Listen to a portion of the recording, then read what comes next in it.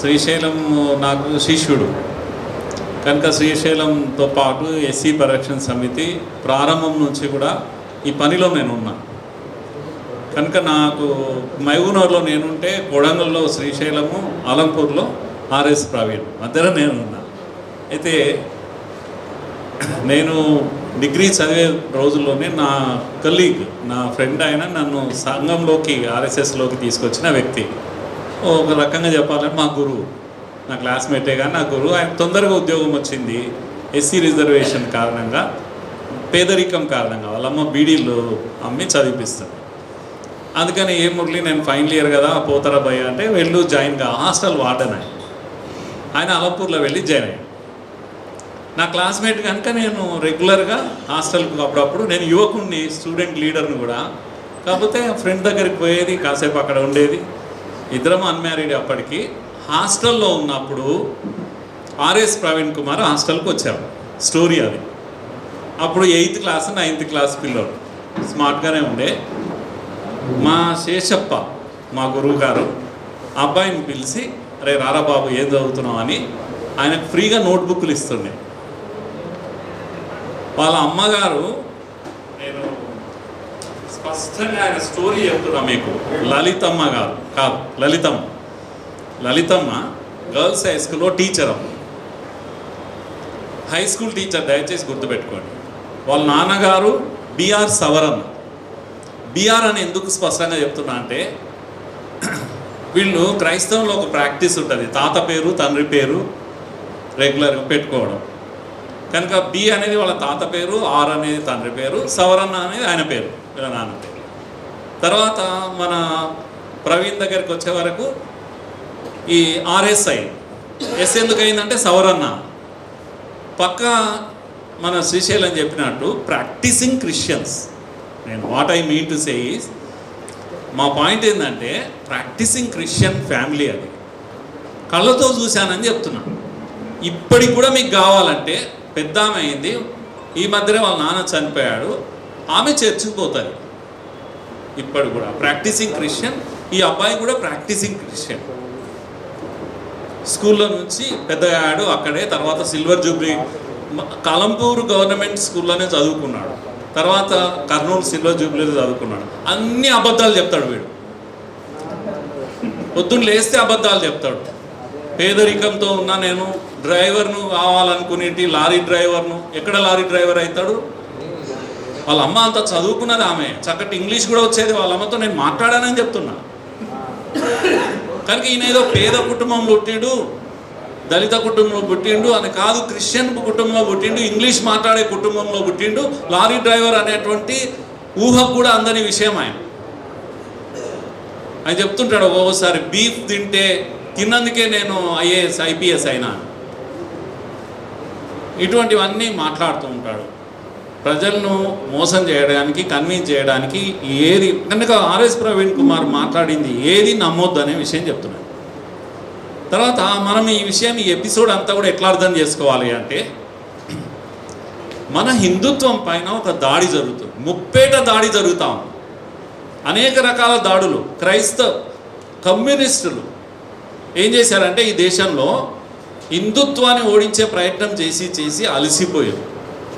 కనుక ఇప్పుడు మోడీతో అసలు వాళ్ళు గొడవ పెట్టుకునే ఛాన్సే లేదు. ఆ బెంగాల్లో పోయినరు, మినుకున్న దీపం అక్కడ కేరళలో కొద్దిగా ఉంది, అది పోతుందిగా. కనుక ఎవడు కూడా కమ్యూనిస్ట్ అనేవాడు మీడియా ముందరికి వచ్చి నేను కమ్యూనిస్టును మాట్లాడుతున్నా అంటే ఏం ప్రాబ్లం లేదు. నారాయణ ఉంటాడు అనుకోండి, ముసలాయన, కోడి నారాయణ అంటారు. ఆయన వచ్చి మోడీని తిట్టుకుంటా వస్తున్నాడు అనుకోండి, ఏం ప్రాబ్లం ఉంది చెప్పండి? చికెన్ నారాయణ. ప్రాబ్లం ఏమని చెప్పు, నారాయణ మాట్లాడితే ఏం ప్రాబ్లం లేదు, మోడీని ఎంత తిట్టినా ప్రాబ్లం లేదు. ఎందుకంటే ఎవడు సీరియస్గా తీసుకోడు.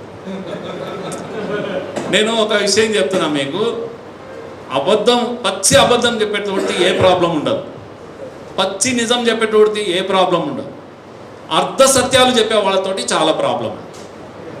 ఇప్పుడు ఈ దేశంలో కమ్యూనిస్టులు అందరూ కూడా ముసుగులు వేసుకొని కమ్యూనిస్టును అని చెప్పే ధైర్యం లేదు. చెప్తే ఎవడు ఏమంటావు సీరియస్గా తీసుకోరు. కనుక ఏ కమ్యూనిస్టునికి ఈరోజు ఆ చరిస్మా లేదు, వాడు మాట్లాడితే వినేంత ఓపిక లేదు, విన్నా కూడా లైట్గా తీసుకుంటారు, వీడు ఇట్లనే మాట్లాడతారులే. నేను చాలాసార్లు చెప్తుంటా, వంది మాగదులు అని ఉండేవాళ్ళు ఓల్డెన్ డేస్. రాజుగారు వస్తుంటే సార్వభౌమ విజయీ భవ, అయ్యా నువ్వు పుట్టినప్పుడు ఆకాశం దద్దరు వెళ్ళింది, సూర్యుడు ఇదైపోయింది, ఇవన్నీ అంటుంటే జనం మన కూర్చున్న వాళ్ళు ఎవరైనా సీరియస్ తీసుకుంటారా? వానికి పేమెంట్ ఇచ్చిండ్రు అట్లా మాట్లాడడానికి. కనుక ఈ రాజుగారు పుట్టినప్పుడు సూర్యుడు ఏం కాలేదు, ఏం కాలేదు, అబద్ధం ఇది అంతా కూడా, పచ్చి అబద్ధం. అయినా ప్రాబ్లం లేదని అంటున్నా. మిస్లీడ్ చేయడం లేదు వాడు. Is not misleading you, is not misleading the people, it is a tradition అంతే. సో అలా మాట్లాడితే ప్రాబ్లం లేదు.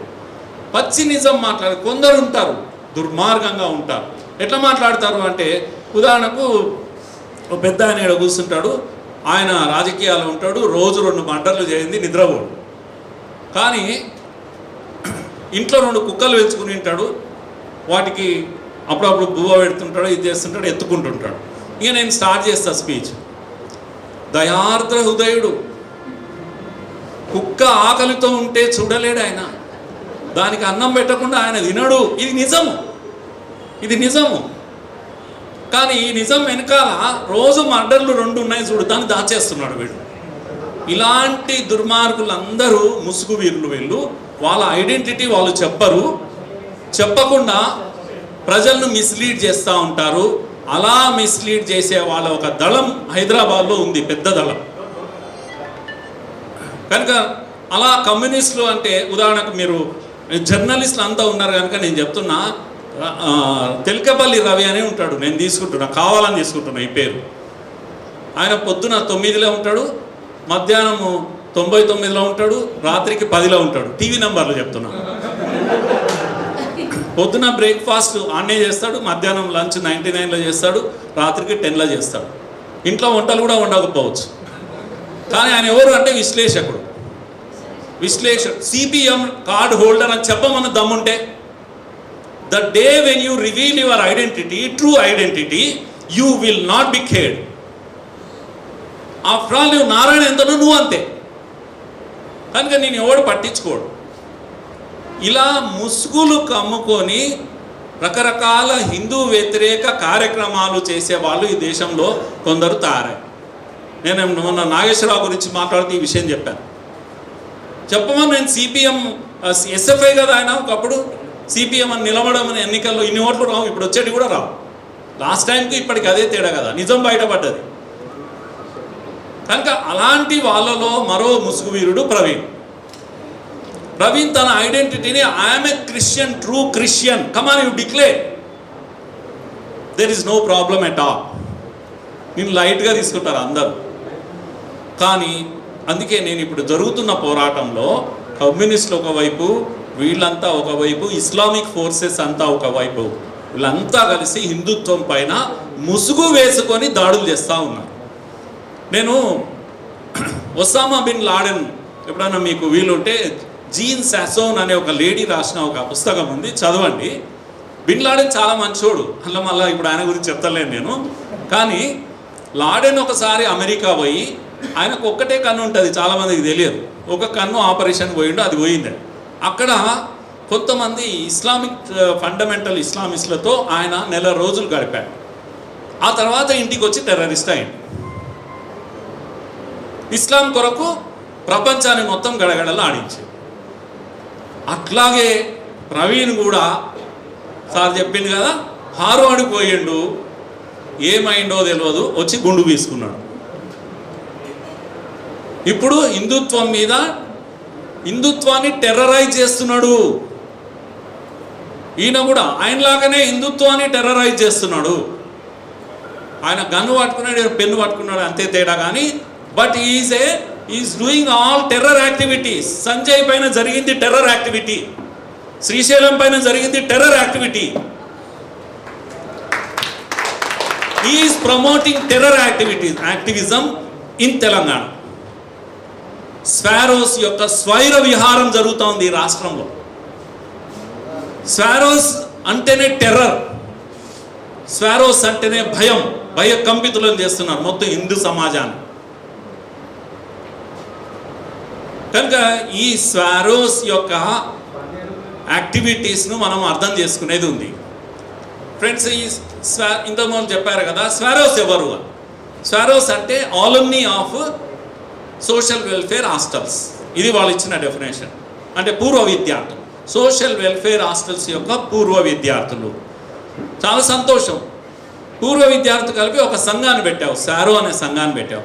ఇది గవర్నమెంట్ ఆర్గనైజేషన్ కాదు, ఇది ఒక ప్రైవేట్ ఆర్గనైజేషన్గానే రిజిస్టర్ చేశారు. దీని మీద అంతా స్టడీ చేశాం మనం, ఎవరెవరు ఏంది అని రిజిస్టర్ చేశారు.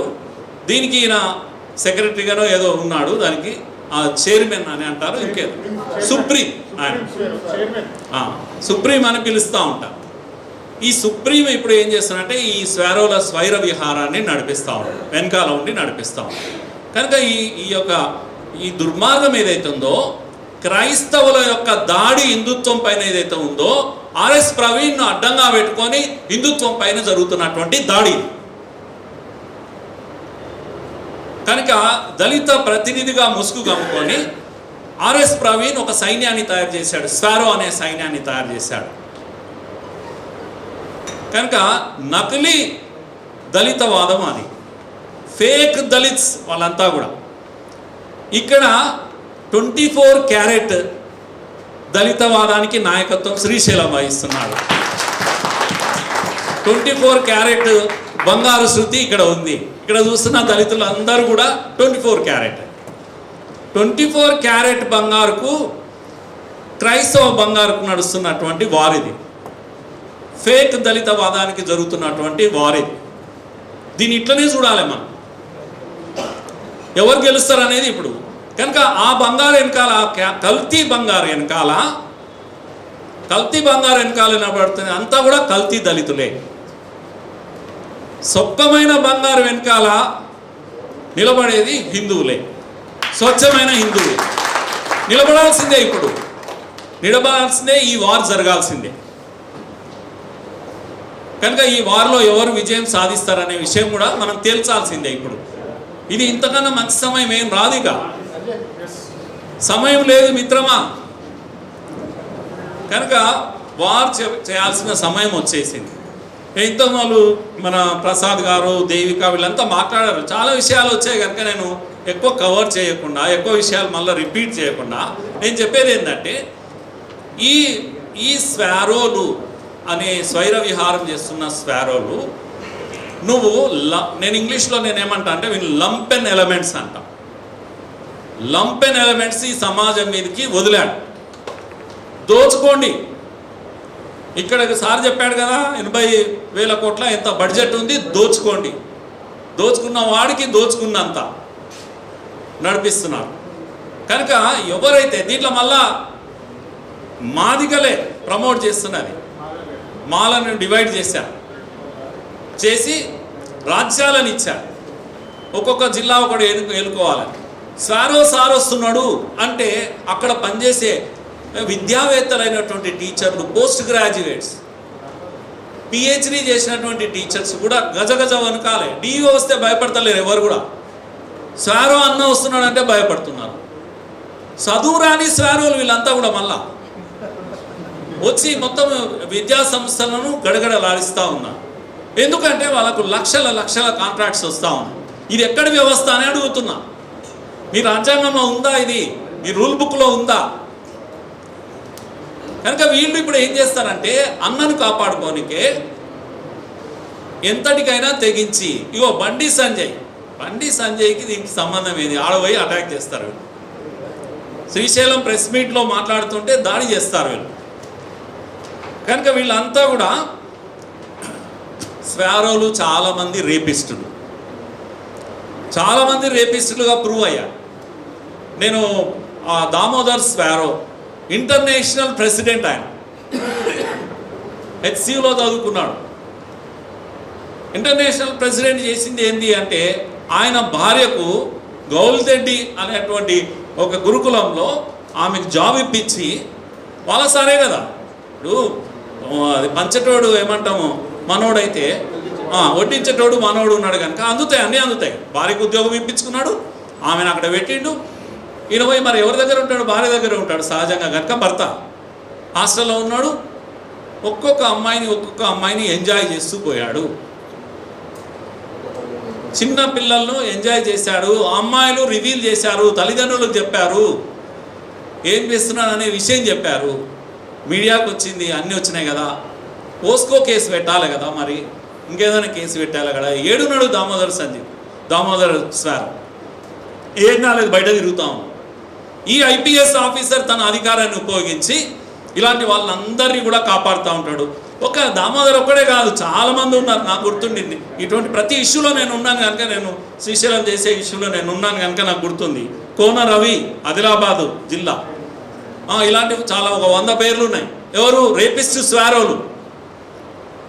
రేపిస్టు స్వారోల సంగతి ఎవరు అడగాలి ఈ రాష్ట్రంలో? కనుక ఈ ప్రభుత్వం ఎందుకు కొరకు ఉంది? నేను ప్రభుత్వాన్ని లాస్ట్కి నేను చెప్తాను, ప్రభుత్వం సంగతి కూడా ఎందుకు నోరు మూసుకొని. సరిత, కేసీఆర్ బలహీనత గురించి నేను మాట్లాడతాను. సరిత అన్న అమ్మాయి రేప్ కాబడ్డది పాపం. దేశంలో నేను అనుకుంటా మొదటిసారి ఆమె బ్యాండిట్ క్వీన్ ఉండే కదా, ఆమె పేరు పూలన్ దేవి పైన కూడా అన్ని రేపులు కాలేదు. హైయెస్ట్ ఆమె 22 రేప్స్ ఎంత ఉన్నాయి, 23 రేప్స్ 130 రేప్స్ అని ఆమె స్వయంగా రాసిచ్చింది, లిస్ట్ ఇచ్చింది, రేపిస్టుల లిస్ట్ ఇచ్చింది. రేపిస్టుల లిస్టులో మీరు కనుక చూస్తే A1 కానుంచి మొత్తం A1, A2, 3 టాప్లో ఉన్నటువంటి వాళ్ళంతా నాగు నాయక్, మీసాల సుమన్, వీళ్ళంతా సోకాల్డ్ నేషనల్ ఇంటర్నేషనల్ స్వారో రేపిస్ట్. ఈ కేసు ఇక్కడే అమీర్పేటలో పోలీస్ స్టేషన్లో రిజిస్టర్ అయినప్పుడు కేసు అదేంటి ఎఫ్ఐఆర్ అయ్యింది. ఎఫ్ఐఆర్ అయితే పోలీసు వాళ్ళు ఏం చేయాలి? 7 వీళ్ళు దాచుకోలేదు. వీళ్ళంతా కూడా ఒకడేమో ట్రైబల్ గురుకులాలో పనిచేస్తున్నాడు మీసాల సుమన్, ఇప్పుడు కూడా. తర్వాత ఈ నాగునాయక్ అనేవాడు మిర్యాలగూడ పోలీస్ స్టేషన్లో పోలీసు వాడు, కానిస్టేబుల్. వాళ్ళు ఎక్కడేమో హైడ్ కాలేదు. కానీ డిపార్ట్మెంట్ నుంచి ఎక్కడి నుంచి ఏం సపోర్ట్ వస్తుందో తెలియదు, ఎవరిని అరెస్ట్ చేయరు, కేసు ఏం కాదు, మధ్యలో అటు ఇటు చేసేసి ఇదంతా ఫాల్స్ కేసు అని చెప్పేసి ఆ అమ్మాయి ఒక్కది కనుక ఆ అమ్మాయి వెనకాల ఎవరు నిలబడలేదు. ఒక ట్రైబల్ గర్ల్. నేనేమంటున్నా అంటే ఆ అమ్మాయి క్యారెక్టర్ బాగాలేదన్నారు చాలామంది. దుర్మార్గం ఇది, దుర్మార్గం అని అంటున్నారు. రేపు జరిగిందా, ఎంతమంది చేసిరా, ఇది లెక్క కాదు. ఒక లేడీ తనకు జరిగినటువంటి విషయం చెప్పుకోదు, కానీ పోలీస్ స్టేషన్లో వచ్చి రిజిస్టర్ చేసి పేర్లు రాసిచ్చిన తర్వాత అమ్మాయి క్యారెక్టర్ గురించి మాట్లాడతారా మీరు? కేసు ఎంక్వైరీ చేయాలి కదా, కేసు ఎంక్వైరీ చేసి రిజిస్టర్ కావాలి కదా, కోర్టుకు వెళ్ళాలి కదా. ఏది కాలేదు ఈ రాష్ట్రంలో, ఏది కావు. ఆర్ఎస్ ప్రవీణ్ కుమార్ హస్తం వెనకాల ఉంది అంటే ఇలాంటి రేపిస్టులకు అందరికీ కూడా అండగా నిలబడతాడు. ఎవరికి ఏ ఇష్యూ లేదు. ఇలాంటి ఇంకా కాంట్రాక్ట్ల గురించి వీటి గురించి నేను అంత డీప్గా వెళ్ళను కనుక ఇప్పుడు నేను పాయింట్కి వస్తున్నా. అసలు ఆర్ఎస్ ప్రవీణ్ కుమార్ ఇంత ఎత్తుకు ఎట్లా ఎదిగాడు అని అంటే నేను కేసీఆర్ గురించి చెప్పాల్సి వస్తుంది. కేసీఆర్ కుటిల రాజకీయాలకు పెట్టింది పేరు. ఆయనకు రాజకీయమే పరమావధి, అధికారమే సర్వస్వం. దీనికోసం ఏదైనా తెగిస్తాడు. దీనికి బెస్ట్ ఎగ్జాంపుల్ ఆన్ రికార్డు చెప్తున్నా నేను. నిజామాబాద్ ఎన్నికల్లో లక్ష్మీనారాయణ గారు బీజేపీ నిలబడ్డప్పుడు కేసీఆర్ వీళ్ళంతా సపోర్ట్ చేశారు. అప్పుడు డి శ్రీనివాస్ను ఓడగొట్టడానికి నేను విన్నటువంటి క్లోజ్ సర్కిల్లో నేను విన్నటువంటి పేరు ఏందని అంటే, వీరు ఒక సందర్భంలో 1 రోజులో 2 రోజులు ఎన్నికలు ఉన్నాయి, గెలవాలంటే ఇట్లా కాదయ్యా, మీరు కాస్త ఒకరినో ఇద్దరినో ఎవరిని ముస్లిమ్స్ కొంత ఇచ్చేస్తే అప్పుడు వాతావరణం మారిపోతుంది, ఓట్లు వేస్తారు అని అన్నట్టు విన్నాను నేను. చాలా క్లోజ్ సర్కిల్లో విన్నా. ఇంత కుటిలంగా ఆలోచించారు పాపం వీళ్ళు అమాయకులు, బండి సంజయ్ లేకపోతే బీజేపీ వాళ్ళు. కానీ కేసీఆర్ ఇట్లా ఆలోచిస్తారు అనడానికి నేను ఎగ్జాంపుల్ చెప్తున్నా. ఇంత కుటిలంగా ఆలోచిస్తారు. హిందుత్వ పార్టీలు అనుకున్న వాళ్ళు వీళ్ళు ఆలోచించారు అట్లా. మళ్ళీ అదే రోజు సాయంత్రము లాస్ట్ సభలో పబ్లిక్ మీటింగ్ జరుగుతుంటే డ్రామా ఎంత చేస్తారంటే కరెక్ట్గా అదే అజా వస్తుంది కదా, ఆ టైంలో ఆయన స్పీచ్ ఆపేసి కూర్చుంటాడు పబ్లిక్లో ఫేస్ ఒకటి, ప్రైవేట్ ఫేస్ ఒకటి. కేసీఆర్ దుర్మార్గుడు రాజకీయం కోసం ఏదైనా చేస్తాడు, ఎంత దూరమైనా వెళ్తాడు. అందుకే ఎంఐఎంని అడ్డం పెట్టుకొని, ఓవైసీని అడ్డం పెట్టుకొని ఈరోజు ఈ రాష్ట్రంలో ఎన్నికలు తాను ఫేస్ చేస్తూ ఉన్నాడు. బైన్సాలో ఏం జరుగుతుంది, అక్కడ ఈయన వ్యవహారం ఎట్లుంటుంది, పాత బస్తీలో ఎట్లుంటుంది, అన్ని విషయాల్లో అలయన్స్, పబ్లిక్ కనబడని అలయన్స్ ఎట్లా నడుస్తుంది జిహెచ్ఎంసీలో మనం చూసాం. ఇది రాజకీయం, కేసీఆర్ యొక్క రాజకీయం. ఇది ముస్లింలను ఓటు బ్యాంక్గా మాట్లాడేటువంటి రాజకీయం. దీనికోసం హిందువులు ఏమైనా సరే లెక్క కాదు. దీనికోసం కావాలంటే ఒక యజ్ఞం ఎక్స్ట్రా చేస్తాడు. దీనికోసం యాదగిరి కూడా 2 సార్లు వెళ్ళి వస్తాడు. ఈ పర్సెప్షన్ పాలిటిక్స్ అంటాం కదా, అవగాహన, ప్రజల యొక్క అవగాహనను మాయ చేసి పర్సెప్షన్ పాలిటిక్స్లో దిట్ట కేసీఆర్. ఏ రోజు కూడా పుట్టింది వచ్చి సత్యంత వరకు కాంగ్రెస్ను వదిలిపెట్టని పివి నరసింహరావు కూడా పింక్ కండువా కాపిన మనవాడు ఒక కేసీఆర్. ఇలాంటి కొత్తది ఇప్పుడు హనుమాన్ చాలీసా. కనుక ఇలా రంగులు మార్చి, ఊసరవెల్లి కన్నా దారుణంగా రంగులు మార్చి ఇలాంటి పర్సెప్షన్ పాలిటిక్స్లో ప్రజల అభిప్రాయాలను కూడగట్టడంలో ఇంటర్నల్ పాలిటిక్స్ వేరే చేస్తూ ఎలా అయితే ఇస్లాంను వాడుకుంటున్నాడో, ఎంఐఎంను వాడుకుంటున్నాడో, అలాగే దళిత రాజకీయం విషయంలో కూడా కేవలము మందకృష్ణ మాదిగ ఒక్కడు పాపం కేసీఆర్కి అమ్ముడు పోలేదు. అమ్ముడు అయితే ఈ ప్రాబ్లం లేకుంటే, కేసీఆర్కు మందకృష్ణ మాదిగ అమ్ముడు పోయింటే ఈరోజు ప్రవీణ్ అనేటువంటి లేడు మనకు, ఈ ప్రాబ్లమే లేదు అసలు. కనుక కేసీఆర్ అనేవాడు మందకృష్ణను ట్యాకిల్ చేయడానికి, ఇప్పుడు ఎంఆర్పిఎస్ను లేకపోతే మాదిగలను డివైడ్ చేయడానికి, మొత్తం ఆ విధంగా దళితులను అవసరమైతే ఆ కన్వర్షన్ జరిగినా ఆయన ఎజెండా ఆయనది, ఈయన ఎజెండా ఈయనది. ఈయన ఎజెండా ఏంది అంటే డివైడ్ చేయాలి. వంగపల్లి సీన్ కానీ వీలు, వాని పార్టీ తీర్చు, ఎంఆర్పిఎస్ను తీర్చు. ఎన్ని చేశాడు, ఎంతమందిని తీసుకొచ్చాడు. ఒక్క ప్రవీణ్ అడ్డం పెట్టుకొని ఎన్ని రాజకీయాలు ఆడుతున్నాడు కేసీఆర్ అనే విషయం మనం అర్థం. ప్రసాద్ గారు మాట్లాడండి ఇంతకుముందు, నాకు గుర్తుంది కదా, ఈ ఏపూరి సోమన్న కాంగ్రెస్లో ఉండే, అంటే ప్రవీణ్ చేస్తున్న రాజకీయాలు ఇవన్నీ కూడా కేసీఆర్కి అనుకూలంగా చేసే రాజకీయాలు. సో కాంగ్రెస్లో ఉన్నోని తీసుకొచ్చి అదేది జ్ఞానయాత్ర అనే ఒక కార్యక్రమం పెట్టి ఆయన చేతిలో ఒక 50 లక్షలు డబ్బు పెట్టి, ప్రభుత్వ డబ్బులు ఇవన్నీ కూడా, జ్ఞానయాత్ర నిర్వహిస్తాడు. దళితుల జ్ఞానయాత్ర. వాడు అజ్ఞాని, ఎవరు చదివే రాదు. సార్ చెప్తున్నాడు ఏపూరి సోమన్నకు చదువురా, కానీ ప్రవీణ్ అనేట ఆయన ఇలా వాడుకుంటుంటాడు.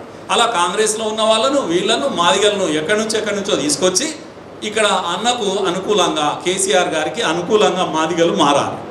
ఎందుకంటే మందకృష్ణ మాదిగను ఎదుర్కోవడం చాలా ప్రాబ్లం ఉంది. ఇవి కేసీఆర్ యొక్క పాలిటిక్స్. ఈ కేసీఆర్ పాలిటిక్స్లో బలవుతున్నది హిందుత్వం. కేసీఆర్ పాలిటిక్స్లో అక్కడ బైన్సాలో అయినా సరే, ఇంకెక్కడైనా సరే హిందువులు బలవుతున్నారు. ఇక్కడ ప్రవీణ్ అడ్డం పెట్టుకొని రాజకీయాలు చేస్తున్నటువంటి కేసీఆర్ పాలిటిక్స్లో హిందువులు బలవుతున్నారు. పెద్ద ఎత్తున కన్వర్షన్ పాలిటిక్స్ ఇవన్నీ కూడా పెద్ద ఎత్తున లక్షలాది మంది అమ్మాయిలు. నేను అంటాను, స్కూల్కి వెళ్ళే అమ్మాయిలకు, అబ్బాయిలకు ఏ మతం ఉండాలి, ఏ మతం ఉండాలి? చిన్న పిల్లలకు అంటే వాళ్ళ తల్లిదండ్రుల మతం పిల్లల మతం అవుతుంది. పిల్లలు ఏ మతం ఉంటుంది అంటే తల్లిదండ్రులు ఇంట్లో పాటించే మతమే వాళ్ళ మతం. కానీ ఈయన ఎవరు స్కూల్లో కొత్త మతాన్ని వాళ్ళకి ఇవ్వడానికి ఏ హక్కు ఉంది అని అడుగుతున్నా నేను. ఇది ఎవరు ప్రశ్నించాలి అని అంటున్నా. సో ఫైనల్గా నా పాయింట్ ఏంటంటే, ఇప్పుడు జరగబోయే దీంట్లో స్వారో యొక్క యాక్టివిటీస్ పైన, స్వారో యొక్క రేప్ల పైన, స్వారో యొక్క కాంట్రాక్ట్స్ పైన, స్వారో యొక్క దుర్మార్గాల పైన, స్వారో యొక్క మత మార్పిడుల పైన, వీటన్నిటిపైన ఒక న్యాయ విచారణ జరగాలి. ఇది మన డిమాండ్. ఇది న్యాయ విచారణ జరగాలి.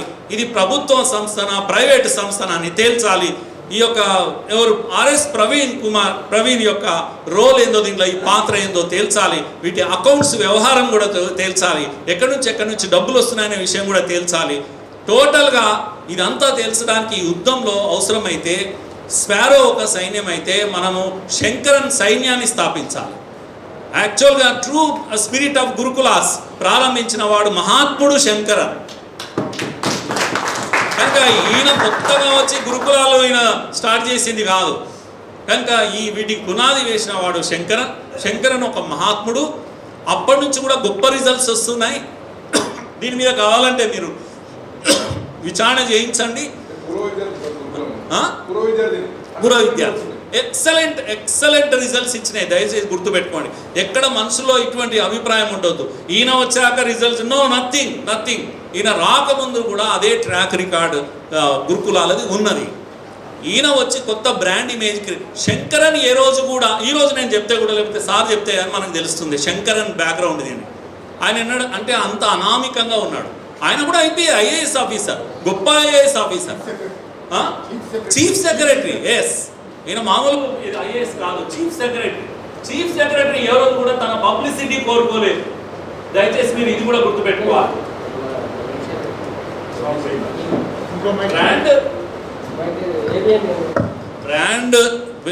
బ్రాండ్ పేరుతో విద్యా వ్యాపారం నారాయణ చైతన్య చేస్తుంటారు.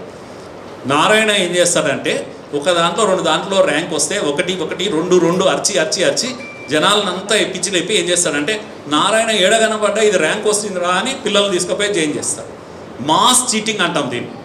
అంటే ఒక బ్రాండ్ ఇమేజ్. నారాయణ పాఠం చెప్తాడా? అన్ని 100 కాలేజీలు ఉన్నాయి, నారాయణ వచ్చి పాఠం చెప్తాడు. పాఠం చెప్పడానికి కూడా రాదు ఇప్పుడైతే నారాయణ. మరి ఇదేంటో వ్యాపారం చేస్తారు కొందరు. ఇప్పుడు ఆర్ఎస్ ప్రవీణ్ అనేవాడు ఈ యొక్క చెట్లెక్కు గుట్టలెక్కి అనే దానికి బ్రాండ్ ఇమేజ్గా మారాడు. అసలు సహజంగా మన పిల్లలకు ఇన్ని రోజులు మనం ఎక్కేయలేదు, కానీ హిమాలయాల పైన ఇంకేదైనా ఉంటే కూడా ఎక్కొస్తారు వాళ్ళు.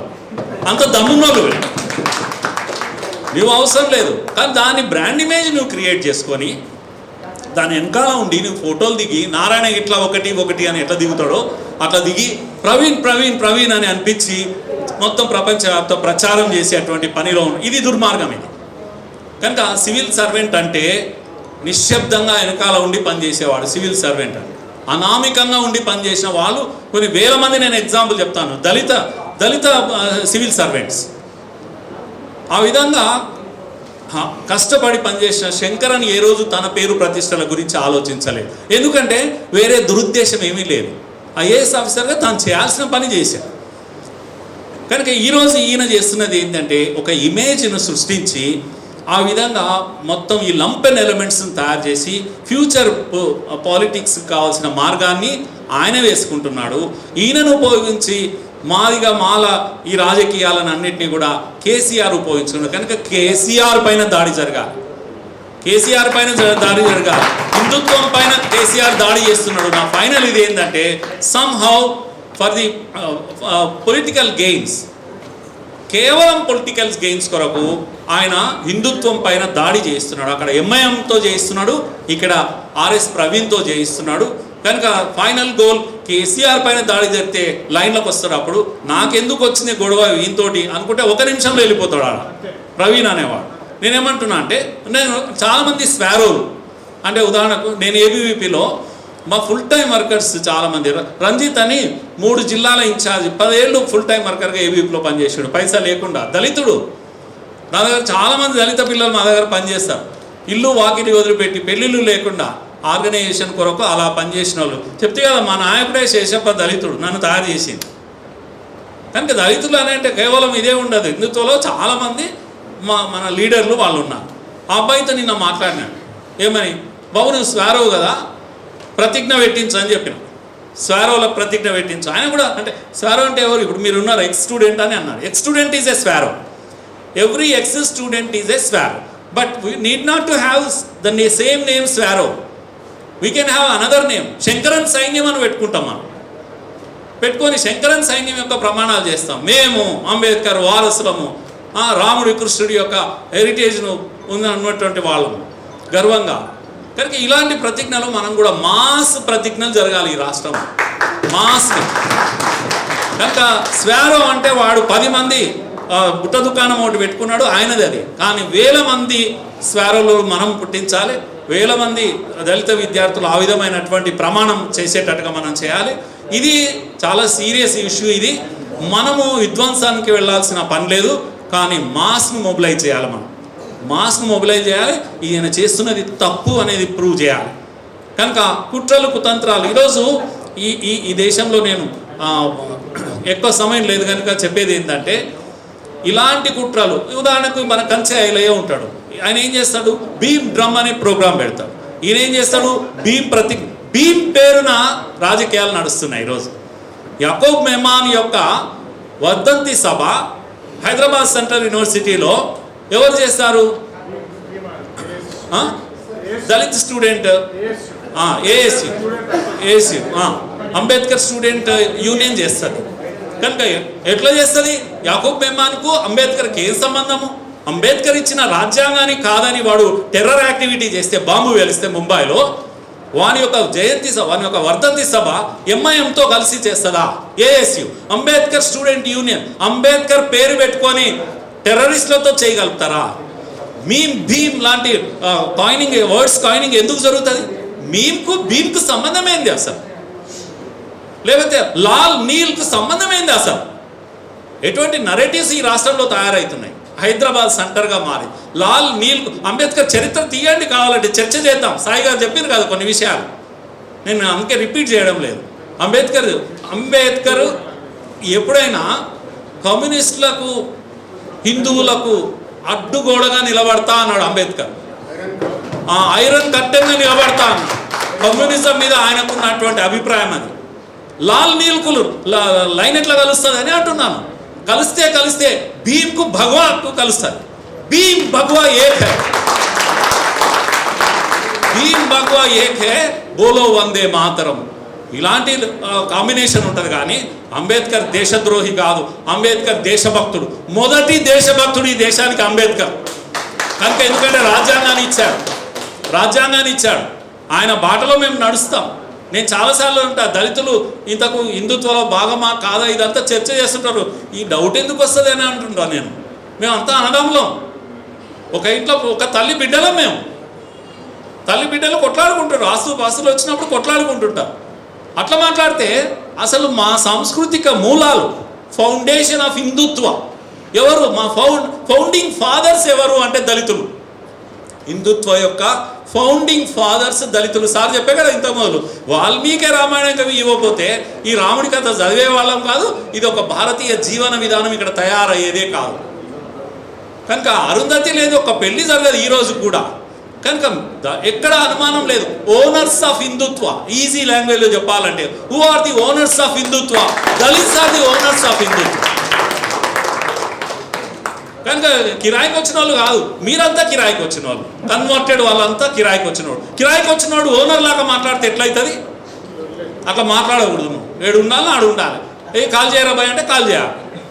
కనుక మేము ఓనర్స్. మేము ఇక్కడ హిందుత్వానికి ఓనర్స్ము. మేము ఏ బాటలో నడవాలి? రాముడి బాటలు నడవాలన్నా, బుద్ధుని బాటలు నడవాలా మాకు తెలుసు. మేము వెళ్తాం. నువ్వు ఎవడో చెప్పడానికి అసలు క్రిస్టియను నువ్వు మాకు చెప్పాల్సినటువంటి అవసరం లేదు. కనుక వీడు ఎవడు కంచాయిలో వచ్చి ఏం ఫుడ్ తినాలి? భీమ్ డ్రమ్లో ఆయన చెప్తాడు. భీమ్ డ్రమ్ అనే ప్రోగ్రామ్ హైదరాబాద్లో ఎప్పుడైనా మీరు యూట్యూబ్లో తీసి చూడండి. ఆయన స్పీచ్ చూడండి, ఎంత అక్కసు హిందుత్వం మీద. అరే డ్రమ్ముకు డప్పుకు లింక్ ఉంది అంటాడు. డప్పు పుట్టినప్పుడు అంబేద్కర్ పుట్టిండు, డ్రమ్ము పుట్టినప్పుడు జేసస్ క్రీస్తు పుట్టిండు. జేసస్ క్రీస్తుకు అంబేద్కర్ లింకు కలుపుతాడు. ఎక్కడెక్కడో కలుపుతాడు. ఎక్కడి సంబంధం, ఎక్కడి సుట్టరేఖం ఇది? ఏం మాట్లాడుతుంటాడు ఆయన? మీకు ఆవు జాతీయ జంతువు అయితే మాకు బర్రె జాతీయ జంతువు అంటాడు. పిచ్చోడు మాట్లాడినట్టు మాట్లాడతాడు వాడు. మెంటల్ మ్యాడ్ కూడా ఇట్లా మాట్లాడాడు అసలు. అది మీకు నెమలి జాతీయ పక్షి అయితే మాకు కాకి జాతీయ, బ్లాక్ ఈజ్ బ్యూటిఫుల్ అని పిచ్చోడ్ లాగా అర్పిస్తాడు. బ్లాక్ ఈజ్ అరే శ్రీకృష్ణుడు బ్లాక్ బై, మేము ఆరాధించిందే బ్లాక్ను. మా దేవుడే బ్లాక్. అసలు నువ్వు మెంటల్ మ్యాడ్ అయి నీకు కసి ఎక్కి హిందుత్వం మీద విషం ఎక్కి వీళ్ళు ప్రొఫెసర్సా? నేను చెప్పండి, వీళ్ళు ప్రొఫెసర్సా? వీళ్ళు ఇచ్చిన థీరీస్ ఏముండాలి?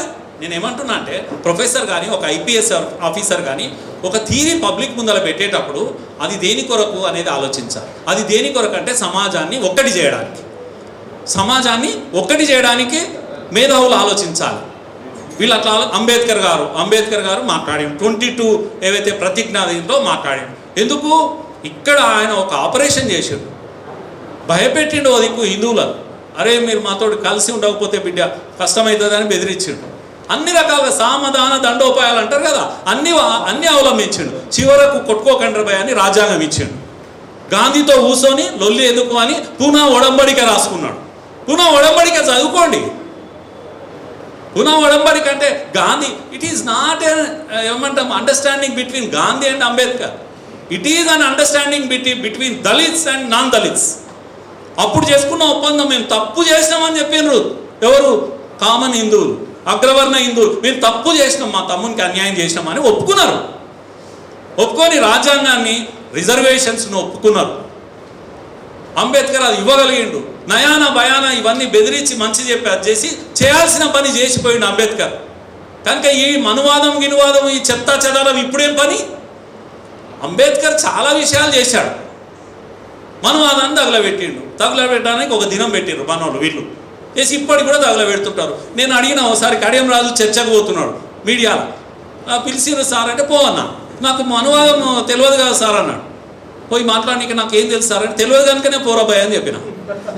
ఆడిపోయిండు. పోయినాక వాడు అటాక్ చేసిండు, మనం ఇట్లా చెప్పిండు అట్లా చెప్పిండు, చెవుల సీసంభవం చెప్పిండు, అంతా చెప్పినాక మీరు మనువాదులు అని రాజుని అన్నాడు. రాజు ఏమన్నాడు, కడియం రాజు అన్న నువ్వు మనువాదం ఇంత చెప్తావు కదా, నాకేం తెలియదు కనుక నేను మనువాదం కాదు, మొత్తం తెలుసు కనుక నువ్వే మనువాది అని చెప్పిండు.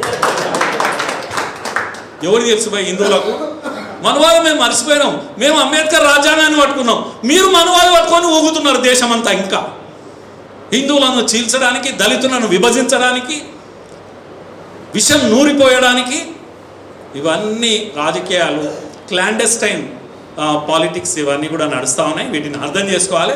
అయితే ఇప్పుడు మనకు కావాల్సింది ఏంటంటే మన నరేటివ్ను ప్రాపర్గా ప్రజెంట్ చేయగలగాలి. ప్రాపర్గా మన దళిత సోదరులు సోషల్ బ్యాక్వర్డ్నెస్ కారణంగా పాపం ఒక పెద్ద ఐఏఎస్ ఆఫీసర్ చెప్తున్నాడు కనుక అది నిజమే అని అనుకుంటాం. కనుక ఇప్పుడు మనం ఏం చేయాలి, మనం ఏం చెప్పాలి, ఏం చెప్తే కరెక్ట్, ఏం చెప్తే వింటాం. మన వాళ్ళు భయపడిన ఆధారం మాట్లాడుతున్నాం. సార్ సోషల్ మీడియాలో మొత్తం పెడుతున్నారు సార్ అరే పెట్టని భయ్, నువ్వు ఏదైనా పెట్టు, నువ్వు ఆలోచించు. కనుక ధైర్యంగా నిలబడి ఈ కౌంటర్ చేయాలి. ఇంటలెక్చువల్ కౌంటరింగ్ అంటాం, అది చేయాలి మనము. ఇంటలెక్చువల్ అటాక్స్ చేయాలి మనము. ఆ విధంగా మన నరేటివ్స్ తయారు చేయాలి. మన నరేటివ్స్ తయారు చేసేటప్పుడు దయచేసి నేను రిక్వెస్ట్ చేస్తున్నాను అంటే మీరు పొరపాటున కూడా హిందువులుగా ఐడెంటిఫై అయ్యి దళితుల పైన దాడి చేసే మాటలు మాట్లాడకూడదు. జాగ్రత్తగా ఉండాలి. మీరు ఎవరు అని అంటే మీరు దళితులు ఫస్ట్. హిందూ దళితులు స్వచ్ఛమైన 24 క్యారెట్ దళితులు. ఇప్పుడు మనము కల్తీ దళితుల పైన దాడి చేస్తా ఉన్నాం. దీంట్లో క్లారిటీ ఉండాలి మాట్లాడేటప్పుడు. ఇక్కడ సామాన్య హిందూ కూడా గాయపడకూడదు. కనుక అలాంటి ఒక అటాకింగ్ నేర్చుకోవాలి మనము. పక్కా నరేటివ్స్ తయారు చేయాలి. ఇంతకన్నా గొప్ప అవకాశం రాదు. కనుక చాలా అద్భుతమైన రౌండ్ టేబుల్ సమావేశం జరిగింది. ఎంత బ్యూటిఫుల్ ఇన్పుట్స్ ఇచ్చారు అందరు కూడా మాట్లాడిన వాళ్ళు.